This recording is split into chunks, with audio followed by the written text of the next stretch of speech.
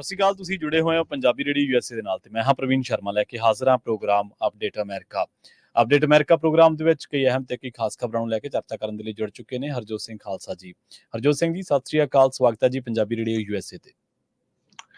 ਸਤਿ ਸ਼੍ਰੀ ਅਕਾਲ, ਧੰਨਵਾਦ ਜੀ ਆਇਆਂ ਨੂੰ। ਪੰਜਾਬੀ ਰੇਡੀਓ ਯੂਐਸਏ ਦੇ ਜਿੰਨੇ ਵੀ ਸਰੋਤੇ ਸਾਡੇ ਸਾਰੇ ਹੀ AM ਸਟੇਸ਼ਨਸ, FM ਸਟੇਸ਼ਨਸ, ਘਰਾਂ ਦੇ ਵਿੱਚ ਰੇਡੀਓ ਸੈਟਸ ਦੇ ਰਾਹੀਂ, ਟੈਲੀਫੋਨ ਦੇ ਰਾਹੀਂ, ਫੇਸਬੁੱਕ, YouTube ਤੇ ਲਾਈਵ ਦੇਖ ਰਹੇ ਹੋ, ਸੁਣ ਰਹੇ ਹੋ, ਸਾਰਿਆਂ ਨੂੰ ਜੀ ਆਇਆਂ ਨੂੰ ਤੇ ਬਹੁਤ ਹੀ ਪਿਆਰ ਤੇ ਸਤਿਕਾਰ ਭਰੀ ਸਤਿ ਸ਼੍ਰੀ ਅਕਾਲ। ਸਰੋਤਿਓ, ਅੱਜ ਅਗਸਤ ਦੀ 16 ਤਰੀਕ ਆ, ਦਿਨ ਸ਼ੁੱਕਰਵਾਰ ਆ ਤੇ ਤੁਹਾਡੇ ਲਈ ਸਵੇਰ ਦਾ ਅਪਡੇਟ ਅਮਰੀਕਾ ਪ੍ਰੋਗਰਾਮ ਲੈ ਕੇ ਹਾਜ਼ਰ ਹੋਏ ਆ ਜੀ। ਅਪਡੇਟ ਅਮਰੀਕਾ ਪ੍ਰੋਗਰਾਮ ਨੂੰ ਸਪਾਂਸਰ ਕਰਦੇ ਨੇ ਖਾਲਸਾ ਇੰਸ਼ੋਰੈਂਸ ਏਜੰਸੀ ਵਾਲੇ, ਜਿਨ੍ਹਾਂ ਤੋਂ ਤੁਸੀਂ ਹਰ ਤਰੀਕੇ ਦੀ ਇੰਸ਼ੋਰੈਂਸ ਲੈ ਸਕਦੇ ਹੋ। ਇੰਸ਼ੋਰੈਂਸ ਬਾਰੇ ਪਤਾ ਕਰਨ ਲਈ ਇਹਨਾਂ ਦਾ ਨੰਬਰ ਹੈ 408-272-2500। ਇਹ 1992 ਤੋਂ ਲਗਾਤਾਰ ਇੰਸ਼ੋਰੈਂਸ ਬਿਜ਼ਨਸ ਦੇ ਵਿੱਚ ਸ਼ਾਨਦਾਰ ਸੇਵਾਵਾਂ ਦੇ ਰਹੇ ਨੇ ਤੇ ਅਮਰੀਕਾ ਭਰ ਦੇ ਵਿੱਚ ਇੰਸ਼ੋਰੈਂਸ ਕਰਦੇ ਨੇ। ਓਬਾਮਾ ਕੇਅਰ, ਮੈਡੀਕੇਅਰ ਜਾਂ ਫਿਰ ਕਵਰਡ ਕੈਲੀਫੋਰਨੀਆ ਬਾਬਤ ਪਾਲਿਸੀ ਕਰਵਾਉਣ ਦੇ ਲਈ ਸਲਾਹ ਲੈਣ ਦੇ ਲਈ ਅੱਜ ਹੀ ਕਾਲ ਕਰੋ 408-272-2500 ਤੇ। ਟਰਕੀਅਨ ਇਮੀਗ੍ਰੇਸ਼ਨ ਲਾ ਫਰਮ ਵਾਲੇ, ਜੇ ਟਰਕੀਆਨਾ ਟੋਰਨੀ ਟਰਕੀਆਨਾ ਦੇ ਨਾਲ ਤੁਸੀਂ ਯੂਐਸ ਇਮੀਗ੍ਰੇਸ਼ਨ ਬਾਬਤ ਕੋਈ ਵੀ ਸਲਾਹ ਕਰਨੀ ਹੈ, ਕੋਈ ਵੀ ਸਵਾਲ ਪੁੱਛਣਾ ਤੇ ਇਹਨਾਂ ਦਾ ਨੰਬਰ ਹੈ 4159090503।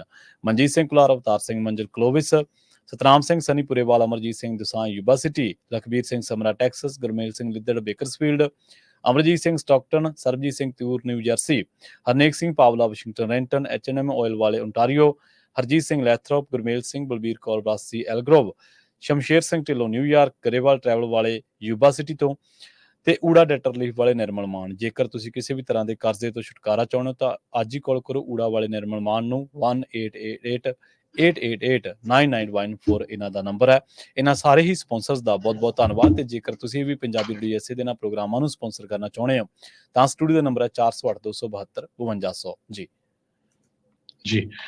ਅੱਜ ਦੀਆਂ ਖਬਰਾਂ ਵੱਲ ਚੱਲੀਏ ਤੇ ਵਾਈਸ ਪ੍ਰੈਜ਼ੀਡੈਂਟ ਕਮਲਾ ਹੈਰਿਸ ਉਹਨਾਂ ਨੇ ਆਪਣਾ ਜਿਹੜਾ ਇਕਨੋਮਿਕ ਪਲਾਨ ਆ ਉਹ ਰਿਲੀਜ਼ ਕੀਤਾ ਆ ਤੇ ਉਹਦੇ ਸੰਬੰਧ ਦੇ ਵਿੱਚ ਕੁਝ ਕੁ ਜਿਹੜੇ ਪੁਆਇੰਟ ਆ ਉਹ ਆਪਾਂ ਤੁਹਾਡੇ ਨਾਲ ਡਿਸਕਸ ਕਰਦੇ ਆ। ਤੇ ਉਹਦਾ ਕ੍ਰਿਟਿਸਿਜ਼ਮ ਵੀ ਕਾਫੀ ਹੋ ਰਿਹਾ, ਖਾਸ ਕਰਕੇ ਜਿਹੜੇ ਸਮਾਲ ਬਿਜ਼ਨਸ ਓਨਰਸ ਹੈਗੇ ਆ ਉਹਨਾਂ ਵੱਲੋਂ। ਵਾਈਸ ਪ੍ਰੈਜ਼ੀਡੈਂਟ ਕਮਲਾ ਹੈਰਿਸ ਨੇ ਇਸ ਪਲਾਨ ਦੇ ਵਿੱਚ ਇਹ ਕਿਹਾ ਵੀ $6000 ਦਾ ਜਿਹੜਾ ਕ੍ਰੈਡਿਟ ਆ ਬੱਚੇ ਨੂੰ ਦਿੱਤਾ ਜਾਊਗਾ, ਬੱਚੇ ਜਾਂ ਬੱਚੇ ਦੇ ਪੇਰੈਂਟਸ ਨੂੰ, ਨਿਊ ਬੋਰਨ ਜਿਹੜੇ ਬੱਚੇ ਹੋਊਗੇ। ਇਹ ਉਹਨਾਂ ਨੇ ਰੈਲੇ ਨਾਰਥ ਕੈਰੋਲੀਨਾ ਦੇ ਵਿੱਚ ਇਹ ਜਿਹੜੀ ਆ ਆਪਣੀ ਪਲਾਨ ਆ ਉਹ ਦੱਸੀ ਹੈਗੀ ਆ। ਤੇ ਘਰ ਖਰੀਦਣ ਦੇ ਲਈ ਫਸਟ ਟਾਈਮ ਜਿਹੜਾ ਹੋਮ ਬਾਇਰ ਕ੍ਰੈਡਿਟ ਆ ਉਹ ਵੀ $25000 ਤੱਕ ਦਿੱਤਾ ਜਾਊਗਾ। $25000 ਦਾ ਜਿਹੜਾ ਕ੍ਰੈਡਿਟ ਹੋਊਗਾ। ਇਸ ਤੋਂ ਬਿਨਾਂ ਉਹਨਾਂ ਨੇ ਜੋ ਪ੍ਰਾਈਸ ਗੋਜਿੰਗ ਨੂੰ ਲੈ ਕੇ, ਗਰੋਸਰੀ ਦੀਆਂ ਪ੍ਰਾਈਸਿਸ ਜਾਂ ਗੈਸ ਦੀਆਂ ਜਦੋਂ ਹੁੰਦੀਆਂ ਆ ਉਹਦੇ ਉੱਤੇ ਵੀ ਉਹਨਾਂ ਨੇ ਕਿਹਾ ਵੀ ਇਹ ਲਿਮਿਟ ਲਾਈ ਜਾਊਗੀ। ਪਰ ਉਹਦੇ 'ਚ ਹੁਣ ਸਮਾਲ ਬਿਜ਼ਨਸ ਓਨਰ ਜਾਂ ਜਿਹੜੇ ਇਸ ਬਿਜ਼ਨਸ 'ਚ ਆ ਉਹ ਕਹਿੰਦੇ ਵੀ ਭਾਈ ਵਧਾਇਆ ਤਾਂ ਤੁਸੀਂ ਆ, ਲੋਕਾਂ ਨੂੰ ਫ੍ਰੀ ਪੈਸੇ ਦੇ ਕੇ ਪਿਛਲੇ ਜਦੋਂ ਕਰੋਨਾ ਹੋਇਆ ਤੇ ਉਹਦੇ ਨਾਲ ਸਾਰਾ ਕੁਛ ਇਨਫਲੇਸ਼ਨ ਜਿਹੜੀ ਵੱਧ ਗਈ ਹੈਗੀ ਆ। ਕਿਸ ਤਰ੍ਹਾਂ ਜਿਹੜੀ ਅਮਰੀਕਾ ਦਾ ਕਰਜ਼ਾ ਹੈਗਾ ਜਿਹੜਾ ਬਹੁਤ ਵੱਡਾ ਆ ਇਸ ਟਾਈਮ ਦੇ ਉੱਤੇ, ਉਸ ਨੂੰ ਕਿਸ ਤਰ੍ਹਾਂ ਘਟਾਉਣਾ ਆ, ਉਹਦੇ ਬਾਰੇ ਜੋ ਆ ਉਹ ਕੁਛ ਨਹੀਂ ਦੱਸਿਆ। ਉਹਨਾਂ ਨੇ ਆਪਣੀ ਕੈਂਪੇਨ ਦੇ ਦੌਰਾਨ ਇਹ ਵੀ ਦੱਸਿਆ ਵੀ 3 ਮਿਲੀਅਨ ਨਵੇਂ ਘਰਾਂ ਦੇ ਯੂਨਿਟ ਆਉਣ ਵਾਲੇ 4 ਸਾਲਾਂ ਦੇ ਵਿੱਚ ਬਣਾਏ ਜਾਣਗੇ। $40 ਬਿਲੀਅਨ ਦਾ ਇਨੋਵੇਸ਼ਨ ਫੰਡ ਉਹ ਫੋਕਸ ਕਰੂਗਾ ਲੋਕਲ ਗਵਰਨਮੈਂਟ ਤੇ ਰੈਂਟਲ ਮਾਰਕੀਟ ਦੇ ਉੱਤੇ। ਪ੍ਰੈਜ਼ੀਡੈਂਟ ਬਾਈਡਨ ਹੋਣਾ ਨੇ ਪਹਿਲਾਂ $10,000 ਦਾ ਕ੍ਰੈਡਿਟ ਦੀ ਗੱਲ ਕੀਤੀ ਸੀ ਜਦੋਂ ਪ੍ਰੈਜ਼ੀਡੈਂਟ ਉਹ ਪਿਛਲੀ ਵਾਰੀ ਇਲੈਕਸ਼ਨ ਲੜ ਰਹੇ ਸੀ।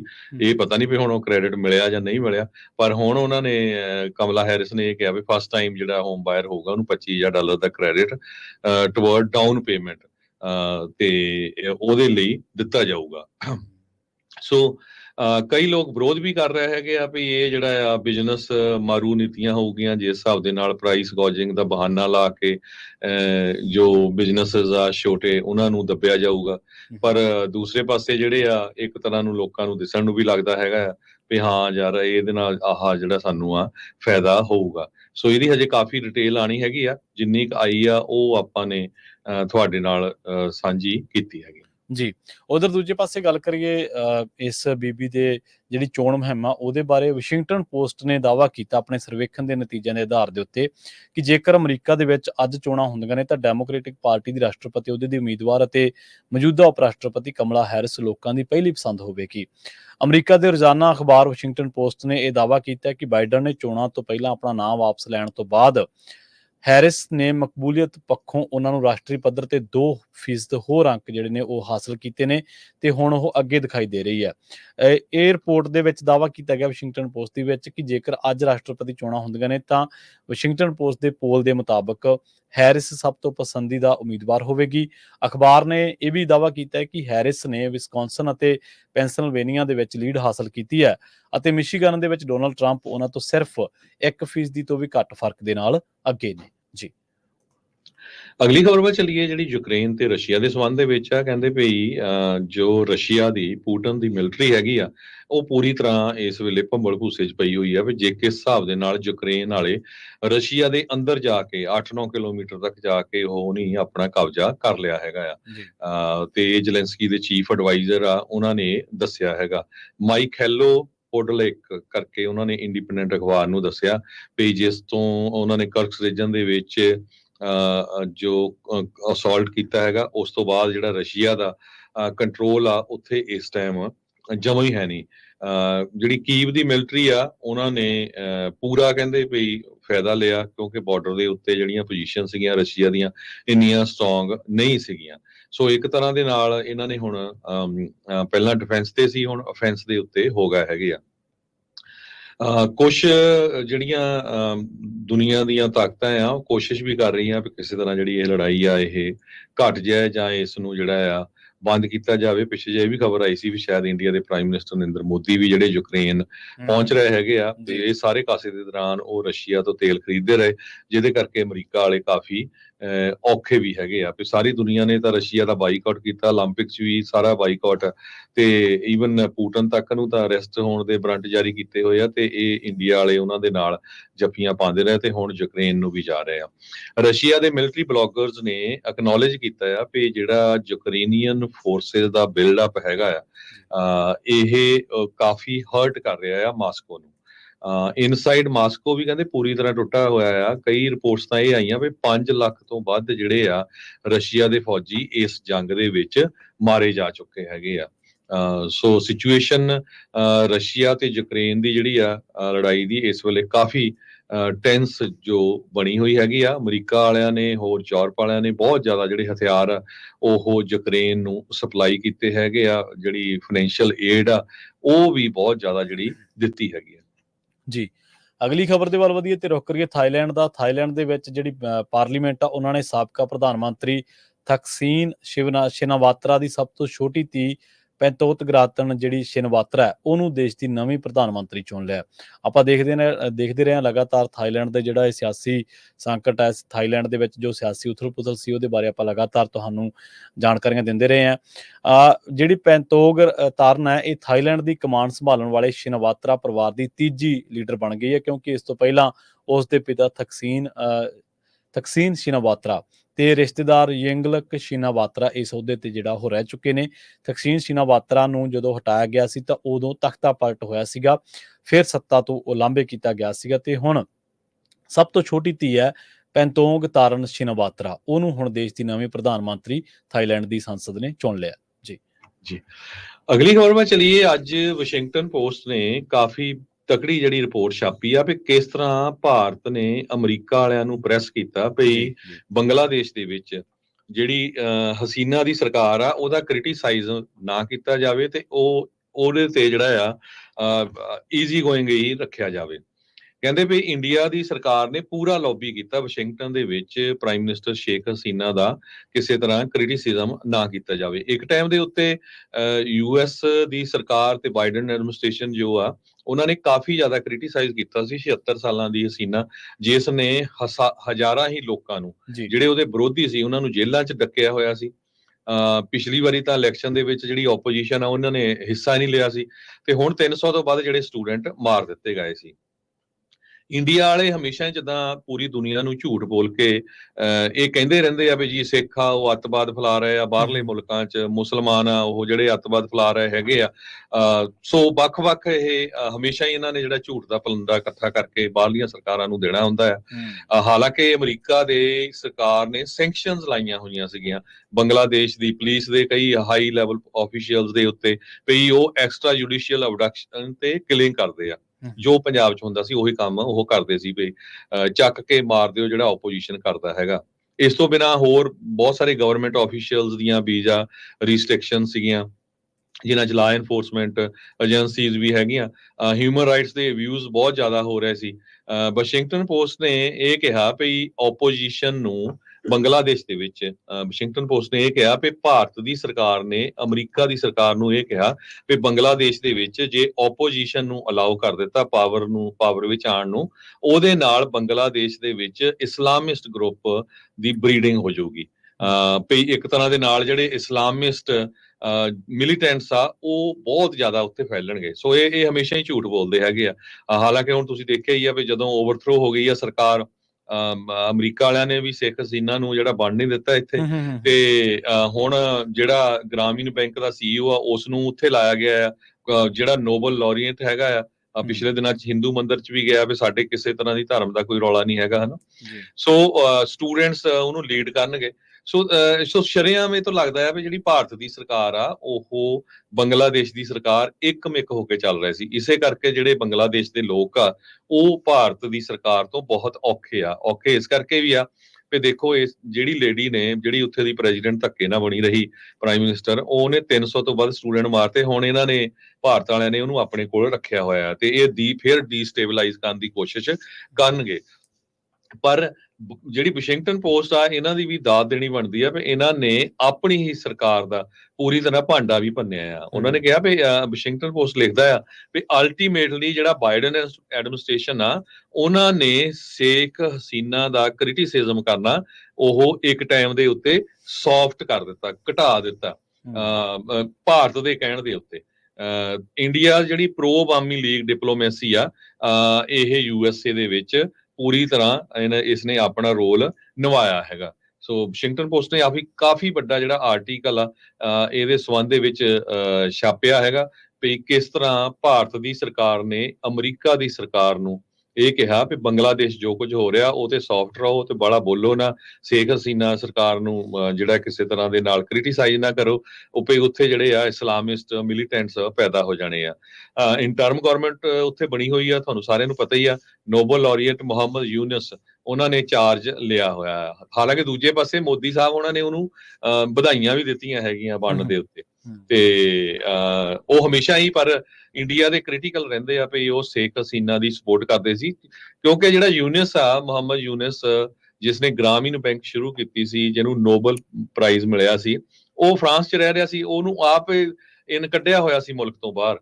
ਜਿਹੜੇ ਬੰਦੇ ਨੇ ਕੁਛ 500 ਰੁਪਈਆ, 1000 ਰੁਪਈਆ ਦੇ ਕੇ ਜਿਹੜੀਆਂ ਬੰਗਲਾਦੇਸ਼ 'ਚ ਬੀਬੀਆਂ ਗਰੀਬ ਪਰਿਵਾਰ ਆ ਉਹਨਾਂ ਨੂੰ ਛੋਟੇ ਬਿਜ਼ਨਸ ਸ਼ੁਰੂ ਕਰਨ ਨੂੰ ਕਿਹਾ ਸੀ।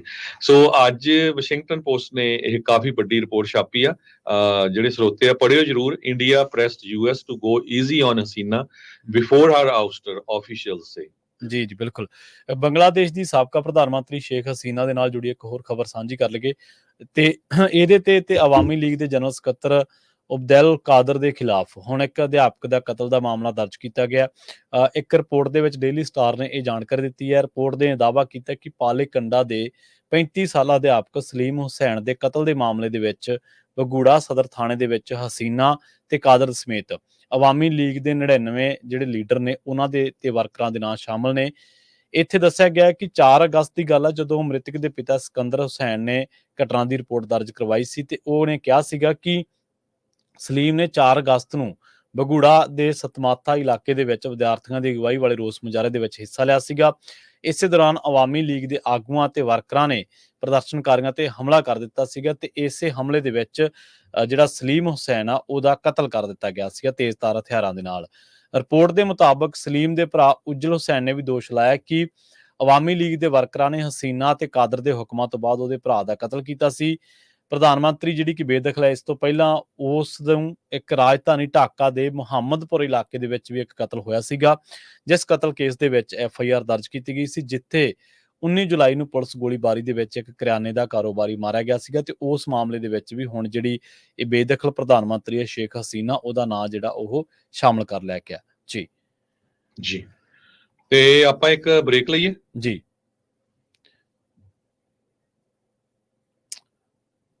ਇੱਕ ਵਾਰ ਮੁੜ ਤੋਂ ਤੁਸੀਂ ਜੁੜ ਚੁੱਕੇ ਹੋ ਪੰਜਾਬੀ ਡੀਐਸਏ ਦੇ ਨਾਲ, ਤੇ ਆਪਾਂ ਖਬਰਾਂ ਦਾ ਰੁਖ ਕਰਦੇ ਹਾਂ, ਵੱਧਦੇ ਹਾਂ ਅਗਲੀਆਂ ਖਬਰਾਂ ਦੇ ਵੱਲ। ਗੱਲ ਕਰਾਂਗੇ ਇਜ਼ਰਾਈਲ ਤੇ ਹਮਾਸ ਤੇ ਜੰਗ ਦੇ ਬਾਰੇ।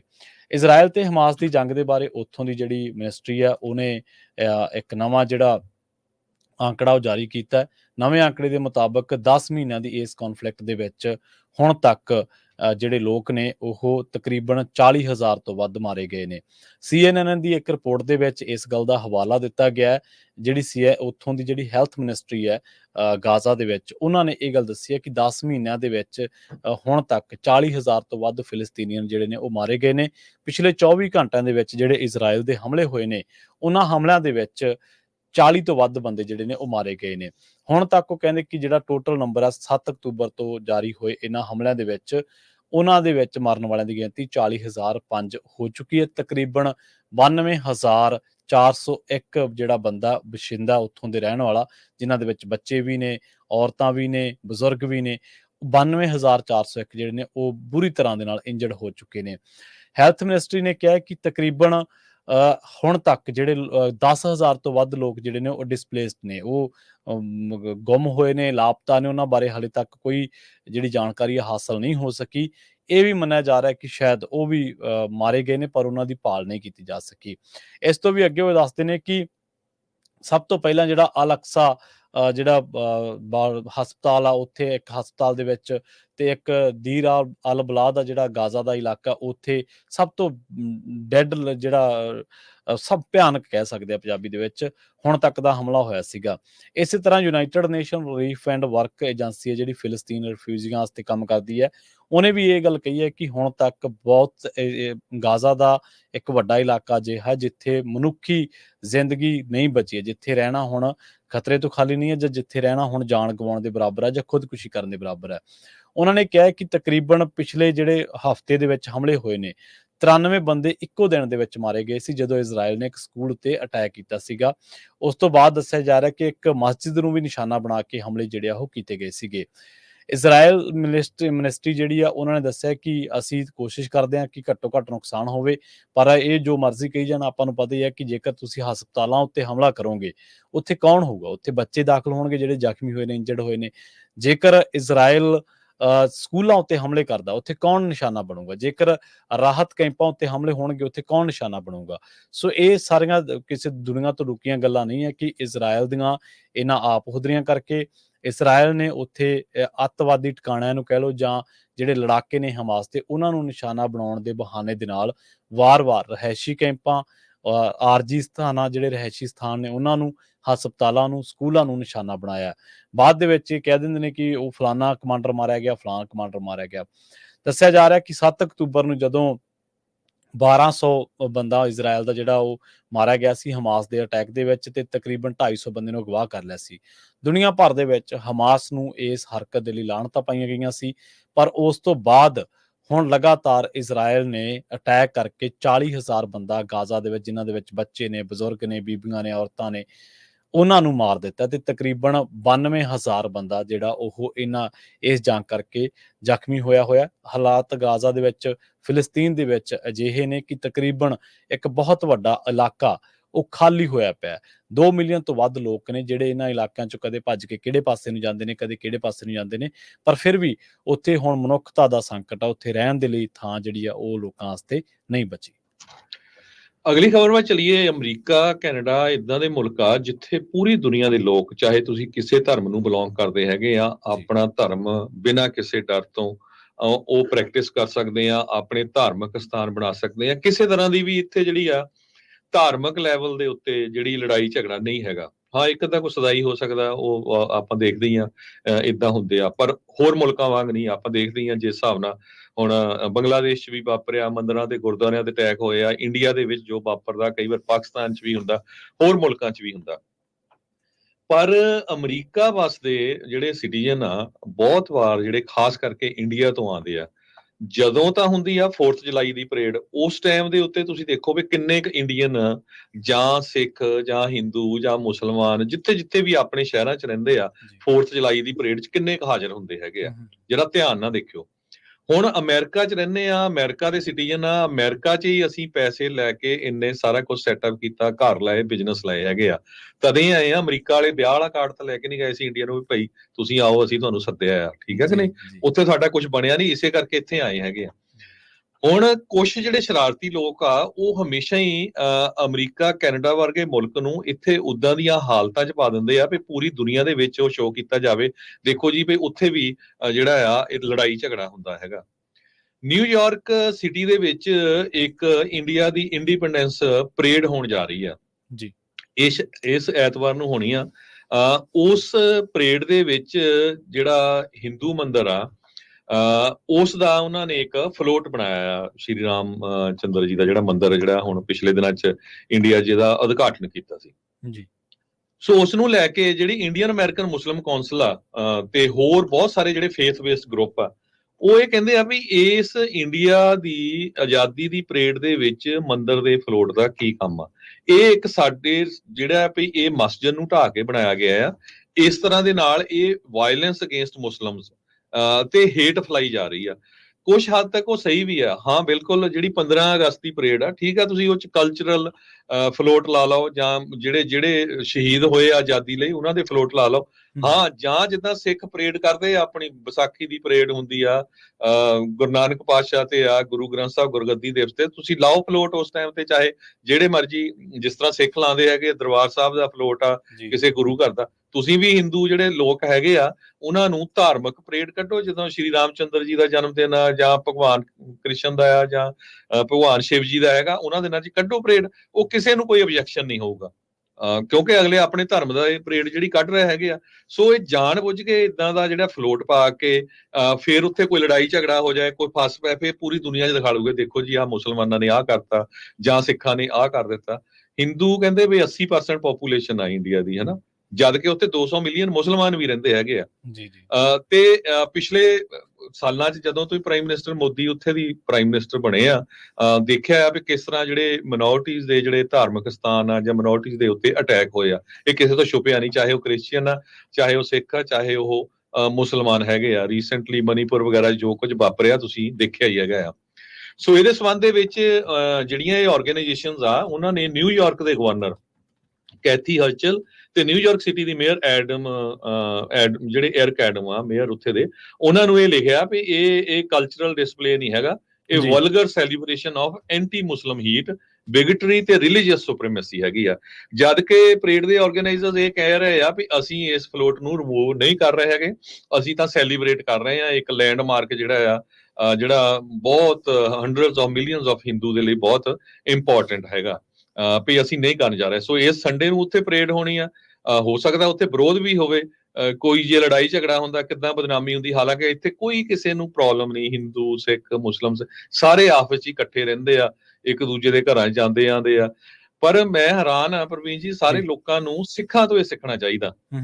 ਪਿਛਲੇ ਦਿਨਾਂ ਦੇ ਵਿੱਚ ਇੱਕ ਇੰਟਰਫੇਥ ਫਰੈਂਡਸ਼ਿਪ ਹੋਈ ਆ ਬਿਟਵੀਨ ਸਿੱਖਸ ਤੇ ਲੈਟਰ ਡੇ ਸੈਂਟਸ ਜਿਹੜੇ ਕ੍ਰਿਸਚੀਅਨ ਆ, ਉਹਨਾਂ ਦੇ ਸੰਬੰਧ ਦੇ ਵਿੱਚ। ਇਹ ਜਿਹੜਾ 200 ਦੇ ਕਰੀਬ ਜਿਹੜੇ ਯੂਥ ਤੇ 75 ਦੇ ਕਰੀਬ ਅਡਲਟਸ ਚਰਚ ਰੋਜ਼ਵਿਲ ਕੈਲੀਫੋਰਨੀਆ ਦੇ ਇਹ ਜੁਬਾ ਸਿਟੀ ਦਾ ਜਿਹੜਾ ਸਿੱਖ ਟੈਂਪਲ ਆ, ਟੈਰਵੀਆਨਾ ਸਿੱਖ ਟੈਂਪਲ, ਉੱਥੇ ਪਹੁੰਚੇ।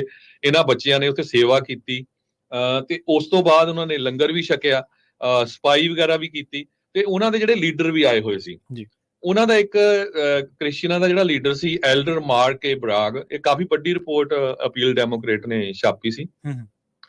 ਉਹਨਾਂ ਨੇ ਇਹ ਦੱਸਿਆ, ਕਹਿੰਦੇ ਵੀ ਅਸੀਂ ਇੱਕ ਬਹੁਤ ਵੱਡੇ ਚਰਚ ਦੀ ਬਿਲਡਿੰਗ ਲਈ ਜਗ੍ਹਾ ਲੱਭ ਰਹੇ ਸੀ, ਸਾਨੂੰ ਕਿਤੇ ਜਗ੍ਹਾ ਨਹੀਂ ਮਿਲੀ ਤੇ ਉਸ ਜਗ੍ਹਾ ਦੇ ਚੱਕਰ 'ਚ ਕਹਿੰਦੇ ਵੀ ਇੱਕ ਜਗ੍ਹਾ ਸਾਨੂੰ ਕਿਸੇ ਨੇ ਦੱਸਿਆ ਵੀ ਇੱਥੇ ਆ ਕਿਸੇ ਬੰਦੇ ਦੀ ਪ੍ਰਾਪਰਟੀ ਹੈਗੀ ਆ, ਇਹ ਸਿੱਖ ਹੈਗਾ ਆ, ਮਿਹਰ ਸਿੰਘ ਤੰਬਰ ਹੈਗਾ, ਤੇ ਇਹਨੂੰ ਪੁੱਛ ਕੇ ਦੇਖੋ ਵੀ ਜੇ ਉਸਨੇ ਵੇਚਣੀ ਹੋਵੇ, ਹਨਾ, ਉਹ ਉੱਥੇ ਪੀਚ ਗਰੋ ਕਰਦਾ ਹੈਗਾ।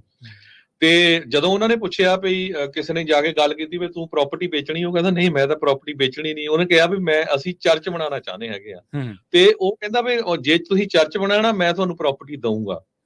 ਉਹਨਾਂ ਨੇ ਪ੍ਰਾਪਰਟੀ ਵੀ ਦਿੱਤੀ। ਕਹਿੰਦਾ ਵੀ ਉਹ ਤੋਂ ਬਿਨਾਂ ਉਹਨਾਂ ਨੇ ਪੂਰਾ ਜਿਹੜਾ ਆਪਣਾ ਇਕਵਿਪਮੈਂਟ ਹੁੰਦਾ, ਟਰੈਕਟਰਸ ਹੋਰ ਉੱਥੇ ਕੰਸਟਰਕਸ਼ਨ ਦੇ ਲਈ, ਉਹ ਵੀ ਜਿਹੜੀ ਸੇਵਾ ਕੀਤੀ ਸਿੱਖਾਂ ਨੇ। ਸੋ ਉਸ ਸੰਬੰਧ ਦੇ ਵਿੱਚ ਉਹ ਉੱਥੇ ਟੈਰਾਵੇਨਾ ਗੁਰਦੁਆਰਾ ਸਾਹਿਬ ਪਹੁੰਚੇ, 250-300 ਦੇ ਕਰੀਬ। ਤੇ ਉਹਨਾਂ ਨੇ ਕਿਹਾ ਵੀ ਦੇਖੋ ਸਿੱਖਾਂ ਦੇ ਤਾਂ ਕ੍ਰਿਸਚੀਅਨਾਂ ਦੇ ਕਿੱਦਾਂ ਇੱਕ ਦੂਜੇ ਨੂੰ ਰਿਸਪੈਕਟ ਕਰਦੇ ਆ ਵੀ ਅਸੀਂ ਭਰਾਵਾਂ ਵਾਂਗ ਰਹਿੰਦੇ ਹੈਗੇ। ਕਹਿੰਦੇ we have been blessed in the area with a great and loving friendship with our Sikh neighbours. ਕਹਿੰਦੇ ਵੀ ਯੂਬਾ ਸਿਟੀ ਸਿੱਖ ਬਹੁਤ ਵੱਡੀ ਗਿਣਤੀ 'ਚ ਰਹਿੰਦੇ ਆ, ਅਸੀਂ ਕ੍ਰਿਸਚੀਅਨਸ ਹੈਗੇ ਆ। ਤੇ ਉਹ ਜਿਹੜਾ ਉਹਨਾਂ ਨੇ ਮੰਦਿਰ ਵੀ ਬਣਾਇਆ ਹੈ, ਸੌਰੀ ਜਿਹੜਾ ਚਰਚ ਵੀ ਬਣਾਇਆ ਹੈਗਾ, ਦ ਫੈਦਰ ਰਿਵਰ ਕੈਲੀਫੋਰਨੀਆ ਟੈਂਪਲ ਉਹਨਾਂ ਨੇ ਨਾਂ ਉਹਦਾ ਜਿਹੜਾ ਦੱਸਿਆ, ਬਹੁਤ ਸੋਹਣੀ ਬਿਲਡਿੰਗ ਬਣੀ ਆ। ਸੋ ਇਹ ਉਦਾਹਰਨ ਵੱਲ ਦੇਖ ਕੇ ਜਿਹੜੇ ਬਾਕੀ ਹੋਰ ਧਰਮਾਂ ਦੇ ਲੋਕ ਆ ਉਹਨਾਂ ਨੂੰ ਸੋਚਣਾ ਚਾਹੀਦਾ ਵੀ ਭਾਈ ਅਮਰੀਕਾ ਵਾਲੇ ਵਰਗੇ ਮੁਲਕ 'ਚ ਦੇਖੋ ਕਿੰਨੇ ਪਿਆਰ ਦੇ ਨਾਲ ਜੇ ਰਹਿ ਸਕਦੇ, ਆਪਾਂ ਕਿਉਂ ਹੇਠ ਫੈਲਾਉਣ ਦੀ ਜਿਹੜੀ ਕੋਸ਼ਿਸ਼ ਆ ਉਹ ਕਰਦੇ ਹੈਗੇ ਆ। ਬਿਲਕੁਲ ਜੀ, ਇੱਥੇ ਹਰ ਇੱਕ ਨੂੰ ਧਾਰਮਿਕ ਆਜ਼ਾਦੀ ਹੈ ਤੇ ਉਹ ਜੇ ਸਾਨੂੰ ਆਪਣੀ ਧਾਰਮਿਕ ਆਜ਼ਾਦੀ ਦਾ ਇਹ ਲੱਗਦਾ ਕਿ ਸਾਡੀ ਬਹਾਲ ਰਹਿਣੀ ਚਾਹੀਦੀ ਤੇ ਸਾਨੂੰ ਦੂਜੇ ਦੀ ਧਾਰਮਿਕ ਆਜ਼ਾਦੀ ਦੀ ਵੀ ਕਦਰ ਕਰਨੀ ਚਾਹੀਦੀ ਹੈ। ਬਾਕੀ ਪੰਜਾਬ ਦੇ ਵਿੱਚ ਵੀ ਤੁਹਾਨੂੰ ਅਜਿਹੀਆਂ ਮਿਸਾਲਾਂ ਮਿਲ ਜਾਣਗੀਆਂ ਜਿੱਥੇ ਸਿੱਖ ਭਾਈਚਾਰੇ ਦੇ ਲੋਕਾਂ ਨੇ ਕਿਸੇ ਮਸਜਿਦ ਵਾਸਤੇ ਜ਼ਮੀਨ ਦਾਨ ਦਿੱਤੀ ਹੋਵੇ, ਕਿਸੇ ਮਸਜਿਦ ਵਾਸਤੇ ਉਹਨਾਂ ਨੇ ਜਗ੍ਹਾ ਦਿੱਤੀ ਹੋਵੇ। ਸੋ ਇਹ ਆਪਾਂ ਨੂੰ ਸਾਰਿਆਂ ਨੂੰ ਹੀ ਰਲ ਕੇ ਹੰਭਲਾ ਮਾਰਨਾ ਪੈਣਾ। ਇਹ ਨਹੀਂ ਹੁੰਦਾ ਕਿ ਇੱਕ ਧਿਰ ਜੇ ਉਹ ਸ਼ਾਂਤ ਹੈ ਜਾਂ ਉਹ ਤੁਹਾਡੇ ਧਾਰਮਿਕ ਜਜ਼ਬਾਤਾਂ ਦੀ ਕਦਰ ਕਰਦੀ ਹੈ ਜਾਂ ਉਹਨਾਂ ਦਾ ਮੋਰਲ ਗਰਾਊਂਡ ਚੰਗਾ ਹੈ, ਉਹ ਕਿਸੇ ਨੂੰ ਛੇਤੀ ਕਿਤੇ ਹਟ ਨਹੀਂ ਕਰਦੇ, ਤਾਂ ਅਸੀਂ ਸਿਰ ਚੜ੍ਹ ਜਾਣਾ ਜਾਂ ਅਸੀਂ ਕੋਈ ਬੰਦਾ ਇਹ ਹੈ ਕਿ ਉਹਦਾ ਨੈਤਿਕ ਪੱਧਰ ਇੰਨਾ ਚੰਗਾ ਕਿ ਉਹ ਨਾ ਕਿਸੇ ਨੂੰ ਇਸ ਤਰ੍ਹਾਂ ਮੌਬ ਲਿੰਚਿੰਗ ਕਰਦਾ, ਨਾ ਕਿਸੇ ਦੇ ਧਰਮ ਬਾਰੇ ਚੰਗਾ ਮੰਦਾ ਬੋਲਦਾ। ਪਰ ਹਾਂ ਠੀਕ ਹੈ, ਜਿਹੜੀਆਂ ਸੈਲੀਬ੍ਰੇਸ਼ਨਸ ਨੇ ਉਹ ਚੱਲਣੇ ਚਾਹੀਦੇ ਨੇ, ਪਰ ਵਿੱਚ ਜਿਹੜੇ ਧਾਰਮਿਕ ਜਜ਼ਬਾਤ ਨੇ ਇਹ ਤਾਂ ਉੱਥੋਂ ਦੀਆਂ ਸਰਕਾਰਾਂ ਕਰਦੀਆਂ ਨੇ ਨਾ ਕਿ ਬਹੁ ਗਿਣਤੀ ਨੂੰ ਖੁਸ਼ ਰੱਖਣ ਵਾਸਤੇ। ਬਾਅਦ ਦੇ ਵਿੱਚ ਭਾਵਾਂ ਉਸ ਮੰਦਿਰ ਦੀਆਂ ਛੱਤਾਂ ਚੋਈ ਜਾਣ, ਉਹਨਾਂ ਨੂੰ ਕੋਈ ਫਰਕ ਨਹੀਂ। ਲਾਈਟਾਂ 50 ਲੱਖ ਦੀਆਂ ਚੋਰੀ ਕਰਕੇ ਲੈ ਗਏ ਉੱਥੋਂ, ਜਿਹੜਾ ਰਾਮ ਪੱਥ ਬਣਾਇਆ ਹੋਇਆ। ਸੋ ਇੱਥੇ ਲੋਕਾਂ ਨੂੰ ਇਹ ਵੀ ਧਿਆਨ ਦੇਣਾ ਚਾਹੀਦਾ ਵੀ ਜਿਹੜੇ ਸਿਆਸਤਦਾਨ ਨੇ ਉਹ ਸਾਡੇ ਪਾੜੇ ਦੇ ਵਿੱਚੋਂ ਹੀ ਉਹਨਾਂ ਦੀ ਸੱਤਾ ਨਿਕਲਦੀ ਹੈ। ਅਸੀਂ ਜਦੋਂ ਇੱਕ ਦੂਜੇ ਨੂੰ ਨੁਕਸਾਨ ਪਹੁੰਚਾਉਣੇ, ਇੱਕ ਦੂਜੇ ਨੂੰ ਟਰੋਲ ਕਰਦੇ ਹਾਂ ਧਾਰਮਿਕ ਜਜ਼ਬਾਤਾਂ ਦੇ ਤੌਰ ਤੇ, ਤਾਂ ਇਹਦੇ ਚੋਂ ਹੀ ਉਹਨਾਂ ਦਾ ਸੱਤਾ ਦਾ ਜਿਹੜਾ ਰਾਹ ਉਹ ਪੱਧਰਾ ਹੁੰਦਾ। ਸੋ ਇਹ ਮੈਂ ਸਿੱਖਾਂ ਵਾਲਾ ਪੱਖ ਦੱਸਿਆ ਸੀ। ਦੂਜਾ ਜੇ ਕ੍ਰਿਸਚੀਅਨਾਂ ਦਾ ਵੀ ਦੱਸਿਆ, ਸਾਡੇ ਇੱਥੇ ਟ੍ਰੇਸੀ ਦੇ ਵਿੱਚ ਗੁਰਦੁਆਰਾ ਸਾਹਿਬ ਆ, ਜਿਹੜਾ ਗੁਰੂ ਨਾਨਕ ਪ੍ਰਕਾਸ਼ੀ ਆ, ਉੱਥੇ ਵੀ ਇੱਕ ਕ੍ਰਿਸਚੀਅਨ ਬੰਦਾ ਹੀ ਆ ਜਿਹਨੂੰ ਬਹੁਤ ਸਾਰੀ ਜਿਹੜੀ ਜ਼ਮੀਨ ਆ ਉਹ ਗੁਰਦੁਆਰਾ ਸਾਹਿਬ ਨੂੰ ਦਿੱਤੀ। ਉਹ ਕਹਿੰਦਾ ਵੀ ਨਹੀਂ, ਮੈਂ ਗੁਰਦੁਆਰਾ ਸਾਹਿਬ ਨੂੰ ਦੇਣੀ ਆ, ਹੋਰ ਕਿਸੇ ਨੂੰ ਨਹੀਂ। ਸੋ ਦੇਖੋ ਇਦਾਂ ਦੇ ਲੋਕ ਜਿਹੜੇ ਧਾਰਮਿਕ ਆ ਬਹੁਤ ਦੁਨੀਆ ਦੇ ਉੱਤੇ ਵੱਸਦੇ ਹੈਗੇ ਆ। ਸੋ ਸਾਨੂੰ ਸਾਰਿਆਂ ਨੂੰ ਜੇ ਅਸੀਂ ਇਸ ਮੁਲਕ ਦੇ ਵਿੱਚ ਆਏ ਆ, ਇੱਥੇ ਦੇ ਸਿਟੀਜ਼ਨ ਬਣੇ ਹੈਗੇ ਆ, ਸਾਨੂੰ ਉਦਾਂ ਦੀ ਚੀਜ਼ ਨਹੀਂ ਫੈਲਾਉਣੀ ਚਾਹੀਦੀ ਜਿਹਦੇ ਨਾਲ ਕਿਸੇ ਨੂੰ ਜਿਹੜੀ ਹੇਟ ਪੈਦਾ ਹੁੰਦੀ ਹੋਵੇ, ਕੋਈ ਜਿਹੜਾ ਆ ਉਹ ਹੀਣ ਭਾਣਤਾ ਜਿਹੜੀ ਆ ਉਹ ਫੀਲ ਕਰੇ ਵੀ ਲੈ ਯਾਰ ਮੈਨੂੰ ਥੱਲੇ ਲਾ ਰਹੇ ਹੈਗੇ ਆ। ਸੋ ਇਸ ਤੋਂ ਜਿਹੜਾ ਬਚਣਾ ਚਾਹੀਦਾ। ਸੋ ਜਿਹੜੇ ਇਹ ਨਿਊਯਾਰਕ ਦੇ ਵਿੱਚ ਇੰਡੀਪੈਂਡੈਂਸ ਦੀ ਪਰੇਡ ਕਰ ਰਹੇ ਆ, ਉਹਨਾਂ ਨੂੰ ਵੀ ਬੇਨਤੀ ਹੈ ਭਾਈ ਤੁਸੀਂ ਇਹ ਨਾ ਲਾਓ। ਜੇ ਬਹੁਤ ਸਾਰੇ ਲੋਕ ਫੀਲ ਕਰ ਰਹੇ ਆ ਵੀ ਨਹੀਂ ਸਾਡੇ ਜਿਹੜੇ ਮਸਜਿਦ ਨੂੰ ਢਾਹ ਕੇ ਬਣਾਇਆ ਗਿਆ, ਠੀਕ ਆ, ਤੁਸੀਂ ਹੋਰ ਜਿੱਦਣ ਤੁਹਾਡਾ ਕੋਈ ਵੀ ਹਿੰਦੂਆਂ ਦਾ ਧਾਰਮਿਕ ਜਿਹੜਾ ਦਿਨ ਹੁੰਦਾ ਆ ਉਸ ਦਿਨ ਤੁਸੀਂ ਉਹ ਪਰੇਡ ਕਰ ਸਕਦੇ ਆ। ਮੈਨੂੰ ਨਹੀਂ ਲੱਗਦਾ ਕੋਈ ਉਹਨੂੰ ਆਬਜੈਕਟ ਕਰੂਗਾ। ਜੀ ਜੀ ਬਿਲਕੁਲ। ਤੇ ਆਪਾਂ ਅਗਲੀ ਖਬਰ ਦੇ ਵੱਲ ਵਧੀਏ ਜੀ ਤੇ ਗੱਲ ਕਰੀਏ ਅਮਰੀਕਾ ਦੇ ਵਿੱਚ ਪੈਂਸਿਲਵੇਨੀਆ ਦੇ ਉੱਥੇ ਇੱਕ ਤੇਲਗੂ ਭਾਰਤੀ ਵਿਦਿਆਰਥੀ ਜਿਹੜਾ ਲੁੱਟ ਦਾ ਸ਼ਿਕਾਰ ਹੋ ਗਿਆ। ਇਹਦੇ ਨਾਲ ਜਿਹੜੀ ਇਹ ਲੁੱਟ ਦੀ ਘਟਨਾ ਉਹ ਲੰਘੇ ਦਿਨੀ ਵਾਪਰੀ ਹੈ ਤੇ ਇਹਦਾ ਲੈਪਟਾਪ, ਕੱਪੜੇ ਤੇ ਪੈਸੇ ਤੇ ਹੋਰ ਜਿਹੜੀਆਂ ਮਹੱਤਵਪੂਰਨ ਚੀਜ਼ਾਂ ਉਹ ਤਾਂ ਚੱਕੀਆਂ ਗਈਆਂ ਤੇ ਨਾਲ ਇਹਦਾ ਜਿਹੜਾ ਇੱਧਰਲੇ ਉੱਥੇ ਦੀ ਪੜ੍ਹਾਈ ਜਾਂ ਇੱਥੇ ਰਹਿਣ ਦੇ ਲਈ ਜਿਹੜੇ ਜ਼ਰੂਰੀ ਡਾਕੂਮੈਂਟ ਸੀਗੇ ਉਹ ਵੀ ਚੋਰੀ ਹੋ ਗਏ। ਪਤਾ ਲੱਗਿਆ ਕਿ ਹੁਣ ਇਸ ਜਿਹੜੇ ਬੰਦੇ ਨੇ ਇਹਨੇ ਇੰਡੀਅਨ ਐਮਬੈਸੀ ਤੱਕ ਪਹੁੰਚ ਕੀਤੀ ਹੈ ਤੇ ਉਹਨੇ ਸਾਰੀ ਜਿਹੜੀ ਜਾਣਕਾਰੀ ਆ ਉਹ ਪੁਲਿਸ ਨੂੰ ਵੀ ਮੁਹੱਈਆ ਕਰਵਾਈ ਹੈ ਕਿ ਉਹ ਜਿਹੜੀ ਉਹਦੇ ਕਮਰੇ ਦੇ ਵਿੱਚ ਜੋ ਸਮਾਨ ਸੀਗਾ ਜਾਂ ਉਹਦੇ ਨਾਲ ਜਿਹੜਾ ਬਾਅਦ ਦੇ ਵਿੱਚ ਲੁੱਟ ਦੀ ਇਹ ਜੋ ਵਾਰਦਾਤ ਵਾਪਰੀ ਹੈ ਤੇ ਉਹਦੇ ਪਿੱਛੇ ਉਹਦਾ ਕੀ ਕੁਛ ਜਿਹੜਾ ਉਹ ਚਲਾ ਗਿਆ। ਇਹ ਜਿਹੜਾ ਵਿਦਿਆਰਥੀ ਹੈ ਇਹਨੇ ਇਹ ਵੀ ਗੱਲ ਦੱਸੀ ਹੈ ਕਿ ਹੁਣ ਜਦੋਂ ਉਸ ਤੋਂ ਬਾਅਦ ਜਦੋਂ ਇਹਨੇ ਮੋਬਾਈਲ ਦੇ ਉੱਤੇ ਆਪਣਾ ਖੋਲ੍ਹਿਆ ਉਹਨੇ ਈਮੇਲ, ਤਾਂ ਉਹ ਕਹਿੰਦਾ ਕਿ ਮੈਨੂੰ ਈਮੇਲ ਵੀ ਧਮਕੀ ਭਰੀ ਮਿਲੀ। ਹੋ ਸਕਦਾ ਪੁਲਿਸ ਇਹਦੀ ਜਾਂਚ ਕਰ ਰਹੀ ਹੈ ਵੀ ਕਿਤੇ ਇਸ ਦੇ ਵਿੱਚ ਇਹਦੇ ਕਿਸੇ ਨੇੜਲੇ ਦਾ ਤਾਂ ਹੱਥ ਨਹੀਂ ਗਾ। ਸੋ ਭਾਰਤੀ ਵਿਦਿਆਰਥੀਆਂ ਦੇ ਨਾਲ ਲੰਘੇ ਦਿਨੀ ਕਈ ਘਟਨਾਵਾਂ ਇਹ ਜਿਹੀਆਂ ਵਾਪਰੀਆਂ ਨੇ ਜਿੱਥੇ ਉਹਨਾਂ ਦੇ ਕਤਲ ਵੀ ਹੋਏ ਨੇ, ਜਿੱਥੇ ਉਹਨਾਂ ਦੇ ਨਾਲ ਸੱਟਾਂ ਫੇਟਾਂ ਵੀ ਵੱਜੀਆਂ ਨੇ ਤੇ ਬਹੁਤ ਸਾਰੀਆਂ ਮਾਮਲਿਆਂ ਦੇ ਵਿੱਚ ਤਾਂ ਇੱਕ ਵਾਰੀ ਤਾਂ ਉਹ ਠੀਕ ਹੈ ਐਮਬੈਸੀ ਤੱਕ ਪਹੁੰਚ ਕਰ ਲੈਂਦੇ ਨੇ, ਪਰ ਬਹੁਤ ਸਾਰੇ ਮਾਮਲਿਆਂ ਦੇ ਵਿੱਚ ਉਹਨਾਂ ਨੂੰ ਪਰਿਵਾਰਾਂ ਨੂੰ ਕੋਈ ਹੱਥ ਪੱਲਾ ਨਹੀਂ ਫੜਾਉਂਦਾ। ਇਹ ਜਿਹੜਾ ਹੁਣ ਜਿਹੜਾ ਮਾਮਲਾ ਵਾਪਰਿਆ ਪੈਂਸਿਲਵੇਨੀਆ ਦੇ ਵਿੱਚ ਵਾਪਰਿਆ ਤੇ ਇਸ ਮਾਮਲੇ ਦੇ ਵਿੱਚ ਦੱਸਿਆ ਗਿਆ ਕਿ ਤੇਲਗੂ ਭਾਰਤੀ ਸੀ ਜਿਹਦੀ ਹਲੇ ਜਿਹੜੀ ਜਾਣਕਾਰੀ ਆ ਉਹ ਆਇਡੈਂਟੀ ਹੈ ਜਿਹੜੀ ਉਹ ਹਲੇ ਜ਼ਾਹਰ ਨਹੀਂ ਕੀਤੀ ਗਈ। ਜੀ ਜੀ ਅਗਲੀ ਖਬਰ ਵੱਲ ਚੱਲੀਏ ਤੇ ਗਾਜ਼ਾ ਨੂੰ ਲੈ ਕੇ ਆ। ਗਾਜ਼ਾ ਦੀ ਜਿਹੜੀ ਇਜ਼ਰਾਈਲ ਵਾਲਿਆਂ ਨੇ ਅਟੈਕ ਸ਼ੁਰੂ ਕੀਤਾ ਹੋਇਆ, ਆਲਮੋਸਟ 10 ਮਹੀਨੇ ਹੋ ਗਏ ਜਦੋਂ ਪਹਿਲਾਂ ਹਮਾਸ ਵਾਲਿਆਂ ਨੇ ਇਜ਼ਰਾਈਲ ਤੇ ਅਟੈਕ ਸ਼ੁਰੂ ਕੀਤਾ ਸੀ। ਉੱਥੇ ਜਿਹੜੀ ਸੀਜ਼ ਫਾਇਰ ਐਗਰੀਮੈਂਟ ਹਮਾਸ ਤੇ ਇਜ਼ਰਾਈਲ ਦੇ ਲਈ ਜੋ ਗੱਲਬਾਤ ਚੱਲ ਰਹੀ ਆ ਉਹ ਹੁਣ ਖਤਮ ਹੋਈ ਆ। ਕੱਲ ਸ਼ੁਰੂ ਹੋਈ ਸੀ ਦੋਹਾ ਦੇ ਵਿੱਚ, ਵੀਰਵਾਰ ਨੂੰ ਸਟਾਰਟ ਹੋਈ ਸੀ। ਤੇ ਜਿਹੜੇ ਡਿਪਲੋਮੇਟਸ ਆ ਉਹਨਾਂ ਦੇ ਨਾਲ ਜਦੋਂ ਗੱਲਬਾਤ ਕੀਤੀ CNN ਨੇ, ਉਹਨਾਂ ਨੇ ਕਿਹਾ ਵੀ ਈਰਾਨ ਵਾਲੇ ਕਹਿ ਰਹੇ ਆ ਵੀ ਜੇ ਸੀਜ਼ ਫਾਇਰ ਨਹੀਂ ਹੁੰਦਾ, ਡੀਲ ਨਹੀਂ ਬਣਦੀ, ਤੇ ਉਹ ਇਜ਼ਰਾਈਲ ਦੇ ਉੱਤੇ ਅਟੈਕ ਕਰਨਗੇ। ਕਾਫੀ ਪ੍ਰੈਸ਼ਰ ਮਿਡਲ ਈਸਟ ਦੇ ਵਿੱਚ ਬਣਿਆ ਹੋਇਆ ਆ। 40,000 ਤੋਂ ਵੱਧ ਲੋਕ ਗਾਜ਼ਾ ਦੇ ਵਿੱਚ ਇਸ ਟਾਈਮ ਮਾਰੇ ਜਾ ਚੁੱਕੇ ਆ। 10 ਮਹੀਨਿਆਂ ਤੋਂ ਸਫਰਿੰਗ ਆ, ਮਾਲ ਨਿਊਟ੍ਰੀਸ਼ਨ, ਡਿਸਪੇਅਰ, ਐਨਕਲੇਵ, ਇਹਦੇ ਵਿੱਚ ਬਹੁਤ ਬੁਰਾ ਹਾਲ ਆ ਜੀ। ਤੇ ਇਸ ਤੋਂ ਬਿਨਾ ਹੁਣ ਕਹਿੰਦੇ ਵੀ ਇਹਦਾ ਰਿਜ਼ਲਟ ਤਾਂ ਨਹੀਂ ਹਜੇ ਕੋਈ ਨਿਕਲਿਆ, ਪਰ ਟੈਕਨੀਕਲ ਟੀਮ ਇੱਕ ਵਾਰੀ ਫਿਰ 1-2 ਦਿਨਾਂ ਦੇ ਵਿੱਚ ਫਿਰ ਮਿਲੂਗੀ ਕੈਰੋ ਦੇ ਵਿੱਚ, ਜਿੱਥੇ ਜੋ ਹਮਾਸ ਦੇ ਲੀਡਰ ਆ ਉਹ ਵੀ ਪਹੁੰਚ ਸਕਦੇ ਹੈਗੇ ਆ। ਸਰੋਤਿਆਂ ਨੂੰ ਯਾਦ ਹੋਊਗਾ ਪਿਛਲੇ ਦਿਨਾਂ ਦੇ ਵਿੱਚ ਹਮਾਸ ਦਾ ਮੇਨ ਲੀਡਰ ਜੋ ਉਸ ਟਾਈਮ ਈਰਾਨ ਦੇ ਵਿੱਚ ਸੀਗਾ, ਉਹ ਇੱਕ ਬੰਬ ਬਲਾਸਟ ਦੇ ਵਿੱਚ ਮਾਰਿਆ ਗਿਆ ਸੀ। ਤੇ ਈਰਾਨ ਵਾਲਿਆਂ ਨੇ ਸ਼ਰੇਆਮ ਉਹਦਾ ਜਿਹੜਾ ਬਲੇਮ ਆ ਉਹ ਇਜ਼ਰਾਈਲ ਦੇ ਉੱਤੇ ਲਾਇਆ ਸੀ। ਜੋ ਇਸ ਗੱਲਬਾਤ ਦੇ ਵਿੱਚ ਅਮਰੀਕਾ ਬੜਾ ਹੁਣ ਪ੍ਰੈਸ਼ਰ ਪਾ ਰਿਹਾ ਹੈਗਾ ਇਜ਼ਰਾਈਲ ਦੇ ਉੱਤੇ ਵੀ। CIA ਦੇ ਡਾਇਰੈਕਟਰ ਬਿਲ ਬਰਨਜ਼, ਮਸਾਦ ਦੇ chief David Barnea, Qatari prime minister Sheikh Mohammed bin Jassim Al Thani, Egyptian intelligence head Abbas Kamal, ਇਹ ਸਾਰੇ ਜਿਹੜੇ ਇਸ ਨੈਗੋਸ਼ੀਏਸ਼ਨ ਦੇ ਵਿੱਚ ਇਨਵੋਲਵ ਸੀਗੇ। ਸੋ ਮੀਟਿੰਗ ਕਤਰ, ਈਜਿਪਟ ਤੇ US, ਇਹ 3 ਮੁਲਕ ਜਿਹੜੇ ਆ ਇਹਨਾਂ ਦੇ ਲੀਡਰ ਇੱਥੇ ਹਾਜ਼ਰ ਸੀਗੇ। ਪਰ ਹਜੇ ਕੋਈ ਰਿਜ਼ਲਟ ਨਹੀਂ ਨਿਕਲ ਸਕਿਆ। ਪੂਰੀ ਦੁਨੀਆ ਦੇ ਵਿੱਚ ਪ੍ਰੋਟੈਸਟ ਹੋ ਰਹੇ ਹੈਗੇ ਆ ਇਸ ਸੰਬੰਧ ਦੇ ਵਿੱਚ, ਸ਼ਰੇਆਮ ਜਿਹੜਾ ਆ ਧੱਕਾ ਹੋ ਰਿਹਾ। ਤੇ ਹੋਪਫੁਲੀ ਜਿਹੜੀ ਨੈਕਸਟ ਇਹਨਾਂ ਦੀ ਮੀਟਿੰਗ ਹੋਊਗੀ ਉਹਦੇ ਵਿੱਚ ਕੁਛ ਨਾ ਕੁਛ ਡਿਸੀਜਨ ਹੋਊਗਾ। ਜੀ, ਅਗਲੀ ਖਬਰ ਜਿਹੜੀ ਆ ਆਸਟ੍ਰੇਲੀਆ ਤੋਂ ਆ ਰਹੀ ਆ। ਆਸਟ੍ਰੇਲੀਆ ਦੇ ਵਿੱਚ ਆਸਟ੍ਰੇਲੀਆ ਦੇ ਜਿਹੜੇ ਉੱਥੋਂ ਦੇ ਰਾਜਦੂਤ ਨੇ ਫਿਲਿਪ ਗ੍ਰੀਨ, ਜਿਹੜੇ ਭਾਰਤ ਦੇ ਵਿੱਚ ਨੇ, ਉਹਨਾਂ ਨੇ ਆਪਣੇ ਨਾਗਰਿਕਾਂ ਨੂੰ ਇਹ ਚੇਤਾਵਨੀ ਦਿੱਤੀ ਹੈ ਜਾਂ ਕਿਹਾ ਕਿ ਤੁਸੀਂ ਜਿੱਥੇ ਵੀ ਇਕੱਠ ਹੁੰਦੇ ਨੇ, ਰੋਸ ਮੁਜ਼ਾਹਰੇ ਹੁੰਦੇ ਨੇ, ਉਹਨਾਂ ਤੋਂ ਥੋੜਾ ਜਿਹਾ ਬਚ ਕੇ ਚੱਲੋ। ਉਹਨਾਂ ਨੇ ਆਸਟ੍ਰੇਲੀਆ ਸਰਕਾਰ ਨੇ ਵੀ ਆਪਣੇ ਨਾਗਰਿਕਾਂ ਨੂੰ ਐਡਵਾਈਜ਼ਰੀ ਜਾਰੀ ਕੀਤੀ ਹੈ ਤੇ ਉਹਦੇ ਵਿੱਚ ਦੱਸਿਆ ਕਿ ਭਾਰਤ ਦੇ ਵਿੱਚ ਇਸ ਵੇਲੇ ਇੱਕ ਡਾਕਟਰ ਦੇ ਨਾਲ ਬਲਾਤਕਾਰ ਦੇ ਮਾਮਲੇ ਦੇ ਵਿੱਚ ਜਿਹੜੇ ਰੋਸ ਮੁਜ਼ਾਹਰੇ ਚੱਲ ਰਹੇ ਨੇ, ਇਸੇ ਦਰਮਿਆਨ ਤੁਸੀਂ ਜਿਹੜੀ ਆ ਇਹਨਾਂ ਰੋਸ ਮੁਜ਼ਾਹਰਿਆਂ ਤੋਂ ਉਹ ਕਿਤੇ ਹਿੰਸਕ ਨਾ ਹੋ ਜਾਣ ਜਾਂ ਉਹਨਾਂ ਵਿੱਚ ਤੁਹਾਡਾ ਨੁਕਸਾਨ ਨਾ ਹੋ ਜੇ, ਉਹਦੇ ਵਿੱਚ ਤੁਸੀਂ ਆਪਣਾ ਬਚਾਅ ਰੱਖਣਾ। ਆਸਟ੍ਰੇਲੀਆ ਦੇ ਜਿਹੜੇ ਰਾਜਦੂਤ ਨੇ ਫਿਲਿਪ ਗ੍ਰੀਨ, ਉਹਨਾਂ ਨੇ ਆਪਣੇ ਨਾਗਰਿਕਾਂ ਨੂੰ ਕਿਹਾ ਕਿ ਹੁਣ ਉੱਥੇ ਆਉਂਦੇ ਕੁਝ ਸਮੇਂ ਦੇ ਵਿੱਚ ਐਮਰਜੈਂਸੀ, ਗੈਰ ਐਮਰਜੈਂਸੀ ਜਿਹੜੀਆਂ ਮੈਡੀਕਲ ਸੇਵਾਵਾਂ ਉਹਨਾਂ ਦੇ ਬਾਰੇ ਵੀ ਹੜਤਾਲ ਚੱਲ ਰਹੀ ਹੈ। ਸੋ ਜੇਕਰ ਤੁਹਾਨੂੰ ਕਿਸੇ ਇਲਾਜ ਦੀ ਲੋੜ ਪੈਂਦੀ ਤਾਂ ਤੁਸੀਂ ਇਸ ਗੱਲ ਨੂੰ ਜ਼ਰੂਰ ਧਿਆਨ ਦੇ ਵਿੱਚ ਰੱਖਣਾ। ਅਸਲ ਦੇ ਵਿੱਚ ਹੋਇਆ ਕੀ ਆ, ਅੱਜ ਵੀ ਇਹ ਖਬਰ ਜਿਹੜੀ ਹੈ ਦੁਨੀਆ ਭਰ ਦੇ ਵਿੱਚ ਟ੍ਰੈਂਡ ਕਰ ਰਹੀ ਹੈ ਕਿ ਆਉਣ ਵਾਲੇ ਸਮੇਂ ਦੇ ਵਿੱਚ ਕੁਝ ਹੀ ਘੰਟਿਆਂ ਦੇ ਵਿੱਚ ਜਿਹੜੀ ਇੰਡੀਆ ਦੇ ਵਿੱਚ ਇੰਡੀਅਨ ਮੈਡੀਕਲ ਐਸੋਸੀਏਸ਼ਨ ਦੇ ਸੱਦੇ ਉੱਤੇ ਸਾਰੇ ਭਾਰਤ ਦੇ ਵਿੱਚ ਮੈਡੀਕਲ ਸੇਵਾਵਾਂ ਜਿਹੜੀਆਂ ਨੇ ਉਹ ਬੰਦ ਹੋ ਜਾਣਗੀਆਂ। ਇਹ ਜਿਹੜਾ ਸਾਰਾ ਮਾਮਲਾ ਸੀਗਾ 9 ਅਗਸਤ ਦੀ ਗੱਲ ਆ, ਜਦੋਂ ਇੱਕ ਪੋਸਟ ਗ੍ਰੈਜੂਏਟ ਸਿਖਿਆਰਥੀ ਬੀਬੀ ਦੇ ਨਾਲ ਰੇਪ ਤੋਂ ਬਾਅਦ ਉਹਦਾ ਕਤਲ ਕਰ ਦਿੱਤਾ ਗਿਆ ਸੀ ਤੇ ਉਸ ਤੋਂ ਬਾਅਦ ਡਾਕਟਰੀ ਭਾਈਚਾਰੇ ਨੇ ਦੇਸ਼ ਭਰ ਦੇ ਵਿੱਚ ਹੜਤਾਲਾਂ ਅਤੇ ਵਿਰੋਧ ਪ੍ਰਦਰਸ਼ਨਾਂ ਦਾ ਸੱਦਾ ਦਿੱਤਾ ਸੀ। ਬੇਸ਼ੱਕ ਇਸ ਮਾਮਲੇ ਦੇ ਉੱਤੇ ਪ੍ਰਧਾਨ ਮੰਤਰੀ ਨੇ ਵੀ ਟਿੱਪਣੀ ਕੀਤੀ ਸੀ ਤੇ ਉਹਨਾਂ ਨੇ ਕਿਹਾ ਸੀਗਾ ਕਿ ਇਹ ਗਲਤ ਹੈ, ਪਰ ਪ੍ਰਧਾਨ ਮੰਤਰੀ ਦੀ ਆਲੋਚਨਾ ਇਸ ਕਰਕੇ ਹੋ ਰਹੀ ਸੀ ਪੂਰੇ ਮੁਲਕ ਦੇ ਵਿੱਚ ਕਿ ਦੂਜੇ ਥਾਵਾਂ ਤੇ ਜਿਹੜੀਆਂ ਇਹ ਘਟਨਾਵਾਂ ਵਾਪਰੀਆਂ ਉੱਥੇ ਤੁਸੀਂ ਚੁੱਪ ਕਿਉਂ। ਸੋ ਇਹ ਕਿਉਂਕਿ ਪੱਛਮੀ ਬੰਗਾਲ ਦੇ ਵਿੱਚ ਵਾਪਰੀ ਹੈ ਤੇ ਇੱਥੇ ਭਾਜਪਾ ਦੀ ਸਰਕਾਰ ਨਹੀਂ ਹੈ ਤੇ ਇਸ ਕਰਕੇ ਪ੍ਰਧਾਨ ਮੰਤਰੀ ਨੇ ਵੀ ਇਸ ਘਟਨਾ ਦਾ ਜ਼ਿਕਰ ਕਰ ਦਿੱਤਾ। ਪਰ ਅਸਲ ਦੇ ਵਿੱਚ ਘਟਨਾ ਦਾ ਜ਼ਿਕਰ ਕਰਨ ਦੇ ਨਾਲ ਘਟਨਾਵਾਂ ਤੇ ਕਾਬੂ ਨਹੀਂ ਪੈਂਦਾ। ਤੁਹਾਡੇ ਲਾਅ ਐਂਡ ਆਰਡਰ ਦੀ ਸਥਿਤੀ ਜਾਂ ਤੁਹਾਡੇ ਕਾਨੂੰਨ, ਤੁਹਾਡੇ ਐਕਟ ਐਸੇ ਹੋਣੇ ਚਾਹੀਦੇ ਜਿਹਦੇ ਵਿੱਚ ਇਹੋ ਜਿਹੇ ਮਾਮਲਿਆਂ ਦੇ ਨਾਲ ਸਖਤੀ ਦੇ ਨਾਲ ਨਜਿੱਠਣ ਦਾ ਸੁਨੇਹਾ ਹੋਵੇ।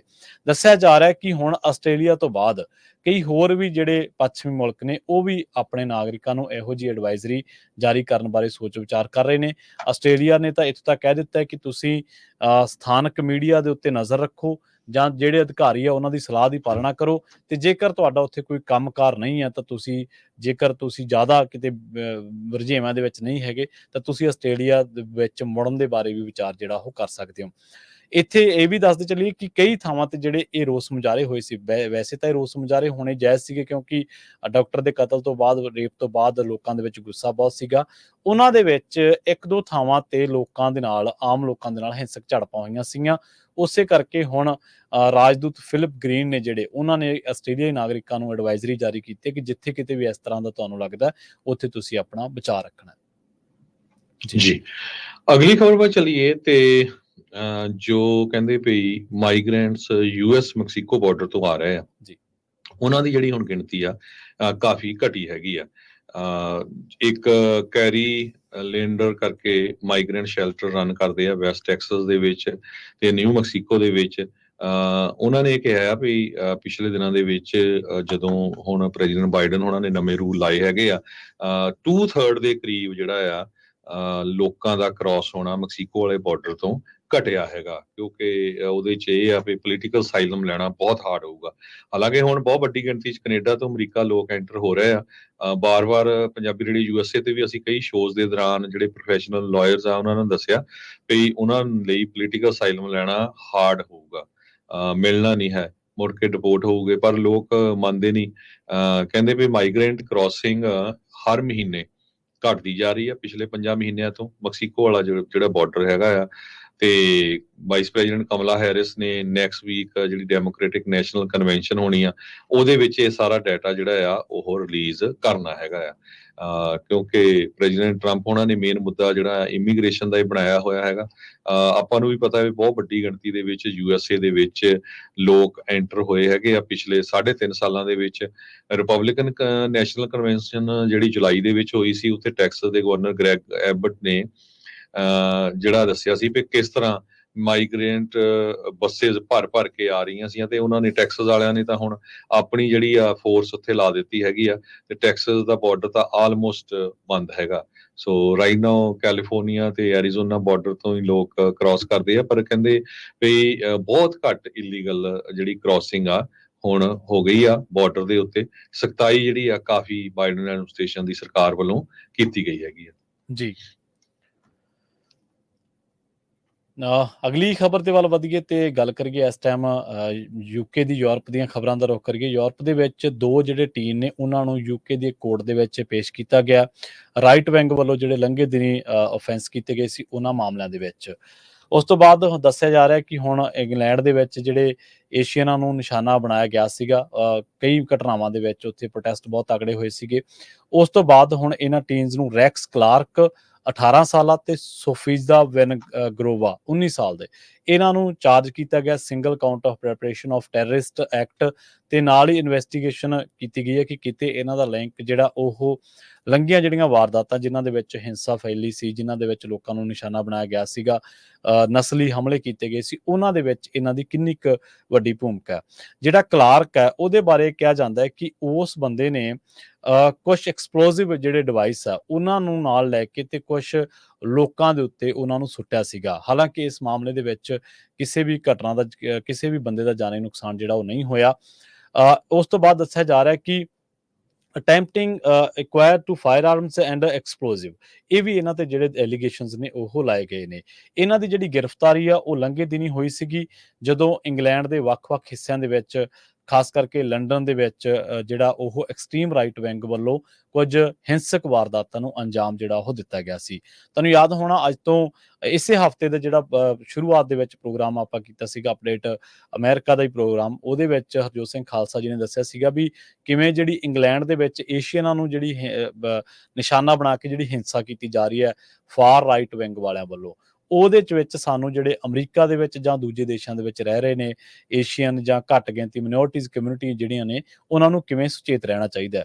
ਸੋ ਹੁਣ ਉਹਨਾਂ ਮਾਮਲਿਆਂ ਦੇ ਵਿੱਚ 2 ਰੈਕਸ ਕਲਾਰਕ ਤੇ ਸੋਫੀਜ਼ਾ ਵਿਨਗਰੋਵਾ ਜਿਹੜੀ 19 ਸਾਲ ਦੀ ਹੈ, ਇਹਨਾਂ ਨੂੰ ਹੁਣ ਕੋਰਟ ਦੇ ਵਿੱਚ ਪੇਸ਼ ਕੀਤਾ ਗਿਆ ਤੇ ਇਹਨਾਂ ਦੇ ਉੱਤੇ ਦੋਸ਼ ਇਹ ਲੱਗੇ ਨੇ ਕਿ ਇਹਨਾਂ ਨੇ ਲੋਕਾਂ ਨੂੰ ਨਿਸ਼ਾਨਾ ਬਣਾਇਆ ਤੇ ਇਹਨਾਂ ਨੇ ਕਿਤੇ ਇਹਨਾਂ ਦਾ ਕੋਈ ਹੋਰ ਸ਼ੱਕੀ ਜਾਂ ਅੱਤਵਾਦ ਦੇ ਨਾਲ ਸੰਬੰਧਿਤ ਕੋਈ ਹਿੰਸਕ ਵਾਰਦਾਤਾਂ ਦੇ ਵਿੱਚ ਸ਼ਮੂਲੀਅਤ ਨਹੀਂ। ਇਸ ਮਾਮਲੇ ਦੀ ਹੁਣ ਜਾਂਚ ਜਿਹੜੀ ਆ ਉਹ ਕੀਤੀ ਜਾ ਰਹੀ ਹੈ। ਅਗਲੀ ਖਬਰ ਵੱਲ ਚਲੀਏ। ਇੱਕ ਪੰਜਾਬੀ ਮੂਲ ਦੀ ਲੇਡੀ ਜਿਹੜੀ ਆ ਜਸਵੀਰ ਸੰਘਾ, ਜਿਸ ਨੂੰ ਕੈਟਾਮਿਨ ਕੁਈਨ ਕਰਕੇ ਜਾਣਿਆ ਜਾ ਰਿਹਾ ਆ, ਕਹਿੰਦੇ ਪਈ ਉਹ ਫਿਲਮੀ ਸਟਾਰ ਮੈਥਿਊ ਪੈਰੀ ਦੇ ਕਤਲ ਦੇ ਵਿੱਚ ਉਸ ਨੂੰ ਚਾਰਜ ਕੀਤਾ ਗਿਆ ਹੈਗਾ। ਇਹ ਅਮਰੀਕਾ ਤੇ ਇੰਗਲੈਂਡ ਦੋਨਾਂ ਮੁਲਕਾਂ ਦੀ ਸਿਟੀਜ਼ਨ ਹੈਗੀ ਆ। ਕਹਿੰਦੇ ਪਈ ketamine queen Jasvir Kaur Sangha as a ਉਹਨੂੰ ਡਰੱਗ ਡੀਲਰ ਕਰਕੇ ਜਿਹੜਾ US ਦੇ ਆਫੀਸ਼ੀਅਲਸ ਨੇ ਕਿਹਾ, ਕਹਿੰਦੇ ਵੀ ਉਸ ਨੇ ਕੈਟਾਮੀਨ, ਇਹ ਇੱਕ ਡਰੱਗ ਹੁੰਦੀ ਆ ਜਿਹੜੀ ਬੰਦੇ ਨੂੰ ਮਾਰ ਸਕਦੀ ਹੈਗੀ ਆ, ਉਹ ਉਸਨੇ ਮੈਥਿਊ ਪੈਰੀ ਨੂੰ ਜਿਹੜੀ ਦਿੱਤੀ। ਇਹ ਜਿਹੜੀ ਡਰੱਗ ਆ ਜਿੱਦਾਂ ਕੋਕੇਨ ਨਾਲੋਂ ਵੀ ਸਟਰੋਂਗ ਆ। ਸੋ ਇਹ ਕਈ ਵਾਰੀ ਡਾਕਟਰ ਪ੍ਰਿਸਕ੍ਰਾਈਬ ਕਰਦੇ ਆ ਜਿਹੜਾ ਦੀ ਬੰਦਿਆਂ ਦੀ ਬਹੁਤ ਪੇਨ ਹੁੰਦਾ ਹੈਗਾ ਉਹਨਾਂ ਦੇ ਲਈ। ਸੋ ਇਹਨੂੰ ਹੁਣ ਚਾਰਜ ਕੀਤਾ ਜਾ ਰਿਹਾ, 9 ਚਾਰਜਸ ਇਹਦੇ ਤੇ ਲਾਏ ਆ। conspiracy to distribute ketamine ਤੇ distribution of ketamine resulting in the death. American British dual citizen ਕਹਿੰਦੇ ਵੀ ਨਿਰਵਾਨਾ ਜੰਪਰ ਪਾ ਕੇ ਕੋਰਟ ਦੇ ਵਿੱਚ ਅਪੀਅਰ ਹੋਈ ਤੇ ਉਹਨੇ ਨੌਨ ਗਿਲਟੀ ਉੱਥੇ ਕਿਹਾ ਹੈਗਾ। ਬੇਲ ਉਹਦੀ ਜਿਹੜੀ ਆ ਯੂਐਸ ਆਫੀਸ਼ੀਅਲਸ ਨੇ ਨਹੀਂ ਦਿੱਤੀ ਹੈਗੀ। ਇਸ ਇੰਡਾਈਟਮੈਂਟ ਦੇ ਵਿੱਚ ਇਹ ਕਿਹਾ ਗਿਆ ਆ ਵੀ ਜਸਵੀਰ ਸੰਘਾ ਨੇ ਜਿਹੜੀ ਕੈਟਾਮੀਨ ਆ ਉਹ 24 ਅਕਤੂਬਰ 2023 ਨੂੰ ਮਿਸਟਰ ਪੈਰੀ ਨੂੰ ਦਿੱਤੀ ਤੇ ਜਿਹਦੇ ਨਾਲ ਉਹਦੀ ਜਿਹੜੀ ਆ ਮੌਤ ਹੋ ਗਈ। ਕੈਟਾਮੀਨ ਇੱਕ ਡਿਸੋਸੀਏਟਿਵ ਜਿਹੜਾ ਡਰੱਗ ਹੈਗੀ ਆ ਜਿਹਦੇ ਵਿੱਚ ਹਾਲੋਸੀਜੈਨਿਕ ਇਫੈਕਟ ਹੁੰਦੇ ਹੈਗੇ ਆ USDE ਦੇ ਮੁਤਾਬਕ। ਇਹ ਬੰਦੇ ਦੀ ਪਰਸੈਪਸ਼ਨ, ਸਾਈਟ, ਸਾਊਂਡ ਸਾਰਾ ਕੁਝ ਜਿਹੜੀ ਆ ਇਹ ਚੇਂਜ ਕਰ ਦਿੰਦੀ ਆ, ਡਿਸਕਨੈਕਟ ਕਰਦੀ ਆ ਉਹਨੂੰ ਆਪਣੇ ਦਿਮਾਗ ਤੋਂ, ਕੰਟਰੋਲ ਤੋਂ। ਤੇ ਬਹੁਤੀ ਵਾਰੀ ਇਹ ਬੰਦਿਆਂ ਨੂੰ ਤੇ ਜਾਨਵਰਾਂ ਨੂੰ ਜਿਹੜਾ ਆ ਸਲਾਣ ਦੇ ਲਈ ਜਾਂ ਆਪਰੇਸ਼ਨ ਕਰਨ ਦੇ ਲਈ ਵਰਤੀ ਜਾਂਦੀ ਹੈਗੀ ਆ, ਜਿਨ੍ਹਾਂ ਦੇ ਬਹੁਤ ਜ਼ਿਆਦਾ ਪੇਨ ਹੁੰਦੀ ਹੈਗੀ ਆ। ਸੋ ਕਹਿੰਦੇ ਵੀ ਜਿਹੜੀ ਮਿਸ ਸੰਘਾ ਹੈਗੀ ਆ ਇਹਦਾ ਇੱਕ ਬੜਾ ਤਕੜਾ ਘਰ ਆ ਨਾਰਥ ਹਾਲੀਵੁੱਡ ਦੇ ਵਿੱਚ ਤੇ ਕਹਿੰਦੇ ਵੀ ਇਸ ਘਰ ਨੂੰ ਆਮ ਜਿਹੜੇ ਹਾਈ-ਫਾਈ ਐਕਟਰਸ ਆ, ਹੋਰ ਲੋਕ ਉੱਥੇ ਰਹਿੰਦੇ ਆ, ਉਹਨਾਂ ਨੂੰ ਉਹ ਇਸ ਘਰ ਨੂੰ ਐਜ਼ ਏ ਡਰੱਗ ਸੈਲਿੰਗ ਐਮਪੋਰੀਅਮ ਕਰਕੇ ਜਾਣਿਆ ਜਾਂਦਾ। ਇੱਕ ਮਾਰਟਿਨ ਐਸਟਰਾਡਾ US ਅਟਾਰਨੀ ਆ ਕੈਲੀਫੋਰਨੀਆ ਫॉर ਸੈਂਟਰਲ ਡਿਸਟ੍ਰਿਕਟ ਦੇ, ਉਹਨਾਂ ਨੇ ਦੱਸਿਆ 80 ਵਾਇਲਸ ਜੋ ਕੈਟਾਮੀਨ ਡਰੱਗ ਦੇ ਇਹ ਲੱਭੇ ਗਏ। ਜਦੋਂ ਸਰਚ ਕੀਤਾ ਗਿਆ ਉੱਥੇ ਹਜ਼ਾਰਾਂ ਹੀ ਜਿਹੜੀਆਂ ਗੋਲੀਆਂ ਆ ਉਹ ਲੱਭੀਆਂ ਗਈਆਂ, ਕੋਕੀਨ, ਜ਼ੈਨੈਕਸ, ਇਦਾਂ ਦੀਆਂ ਚੀਜ਼ਾਂ। ਜਿਹੜਾ ਘਰ ਆ ਮਿਸ ਸੰਘਾ ਦਾ ਉਹਨੂੰ ਸੰਘਾ ਸਟੈਸ਼ ਹਾਊਸ ਤੇ ਉਹਦੇ ਵਿੱਚ ਕਹਿੰਦੇ ਪਈ ਪੈਕੇਜਸ ਵੀ ਸੀਗੇ ਡਰੱਗ ਦੇ, ਹੋਰ ਕਿਸ ਤਰ੍ਹਾਂ ਉਹ ਜਿਹੜੀ ਡਿਸਟਰੀਬਿਊਟ ਕਰਦੀ ਉਹ ਸਾਰਾ ਕੁਝ ਉਹਦੇ ਵਿੱਚ ਸੀਗਾ। ਜਦੋਂ ਜਿਹੜਾ ਮਿਸਟਰ ਪੈਰੀ ਇੱਕ ਐਕਟਰ ਆ ਜਿਹਦੀ ਮੌਤ ਹੋ ਗਈ ਇਸ ਡਰੱਗ ਖਾਣ ਤੋਂ ਬਾਅਦ, ਈਵਨ ਉਹਦੇ ਰਿਸ਼ਤੇਦਾਰਾਂ ਨੇ ਇਹਨੂੰ ਈਮੇਲ ਕੀਤੀ ਵੀ ਤੁਸੀਂ ਸਾਡਾ ਜਿਹੜਾ ਭਰਾ ਆ, ਇੱਕ ਬੰਦੇ ਨੇ ਕੀਤੀ ਵੀ ਮਾਰ ਦਿੱਤਾ ਹੈਗਾ ਆ। ਕਹਿੰਦੇ ਵੀ ਇਹ ਬੜੀ ਹਾਈ ਫਾਈ ਬੀਬੀ ਸੀ, ਗੋਲਡਨ ਗਲੋਬਸ, ਆਸਕਾਰਸ ਜਿਹੜੇ ਉੱਥੇ ਬੜੇ ਬੜੇ ਫੰਕਸ਼ਨ ਹੁੰਦੇ ਆ ਉਹਨਾਂ ਦੇ ਵਿੱਚ ਪੂਰੀ ਹਾਜ਼ਰੀ ਭਰਦੀ ਸੀ। ਜਦੋਂ ਜਿਹੜਾ ਐਕਟਰ ਪੈਰੀ ਆ ਉਹਦੀ ਓਵਰਡੋਜ਼ ਦੇ ਨਾਲ ਮੌਤ ਹੋ ਜਾਂਦੀ ਆ, ਉਹ ਤੋਂ ਬਾਅਦ ਇਹ ਆਪਣੀ ਇੰਸਟਾਗ੍ਰਾਮ ਦੇ ਉੱਤੇ ਹੋਰ ਫੋਟੋਆਂ ਵੀ ਬੜੀਆਂ ਪਾਉਂਦੀ ਵੀ ਮੈਂ ਜਾਪਾਨ ਘੁੰਮ ਰਹੀ ਆ, ਮੈਕਸੀਕੋ ਘੁੰਮ ਰਹੀ ਹੈਗੀ ਆ, ਏਦਾਂ ਦਾ ਸਾਰਾ ਕੁਝ ਇਹ ਕਰਦੀ ਹੈਗੀ ਆ। ਜਿਹੜੇ ਪ੍ਰੋਸੀਕਿਊਟਰਸ ਆ ਉਹ ਇਹ ਕਲੇਮ ਕਰ ਰਹੇ ਆ ਵੀ ਮਿਸ ਜਸਵੀਰ ਕੌਰ ਸੰਘਾ ਨੇ ਕੈਟਾਮੀਨ ਪੈਰੀ ਜਿਹੜਾ ਐਕਟਰ ਆ ਉਹਨੂੰ ਸਪਲਾਈ ਕੀਤੀ। ਹਾਲਾਂਕਿ ਡਾਕਟਰ ਸੈਲਵਾਡੋਰ ਪਲੈਸੈਂਸੀਆ ਉਹਨਾਂ ਨੇ ਕਿਹਾ ਸੀ ਵੀ ਇਹ ਡਰੱਗ ਉਹਨੂੰ ਪ੍ਰਸਕ੍ਰਾਈਬ ਨਹੀਂ ਕੀਤੀ ਸੀ ਕਿਉਂਕਿ ਉਹਨ ਮੰਗੀ ਵੀ ਸੀ ਤੇ ਪਰ ਇਲੀਗਲੀ ਇਹ ਜਿਹੜੀਆਂ ਗੋਲੀਆਂ ਆ ਇਸ ਬੀਬੀ ਨੇ ਉਹਨੂੰ ਦੇ ਦਿੱਤੀਆਂ ਤੇ ਉਹਦੀ ਜਿਹੜੀ ਆ ਮੌਤ ਹੋ ਗਈ ਹੈਗੀ ਆ। ਤੇ ਕਹਿੰਦੇ ਪਈ ਇਸ ਸਬੰਧ ਦੇ ਵਿੱਚ ਜਿਹੜੇ US ਦੇ ਪ੍ਰੋਸੀਕਿਊਟਰ ਆ ਮਿਸਟਰ ਐਸਟਰਾਡਾ, ਉਹਨਾਂ ਨੇ ਇਹ ਕਿਹਾ ਵੀ ਸਿਰਫ ਇਸ ਲੇਡੀ ਨੇ ਪ੍ਰੋਫਿਟ ਬਣਾਉਣ ਦੇ ਲਈ ਇਹ ਡਰੱਗ ਵੇਚ ਕੇ ਦੂਸਰੇ ਬੰਦੇ ਦੀ ਜਿਹੜੀ ਆ ਮੌਤ ਕਰਨ ਦੇ ਵਿੱਚ ਇਹਦਾ ਹਿੱਸਾ ਪੂਰਾ ਹੈਗਾ ਆ। ਤੇ ਕਹਿੰਦੇ ਵੀ major source of supply for ketamine to others as well as ਪੈਰੀ ਇਹ ਮਿਸ ਸੰਘਾ ਦੇ ਉੱਤੇ ਅਲੈਜ ਕੀਤਾ ਗਿਆ ਹੈਗਾ।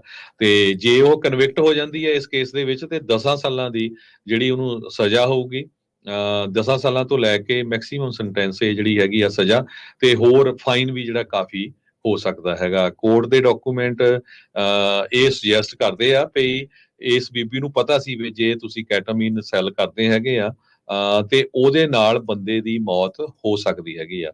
ਸੋ ਜਾਣ ਬੁੱਝ ਕੇ ਦੇਖੋ ਇਦਾਂ ਦੇ ਜਿਹੜੇ ਬੜੇ ਮਸ਼ਹੂਰ ਐਕਟਰ ਸੀ ਉਹਨੂੰ ਇਹ ਡਰੱਗ ਦੇ ਕੇ ਉਹਦੀ ਮੌਤ ਹੋ ਗਈ। ਸੋ ਸਿਰਫ ਆਪਣਾ ਪ੍ਰੋਫਿਟ ਬਣਾਉਣ ਦੇ ਲਈ।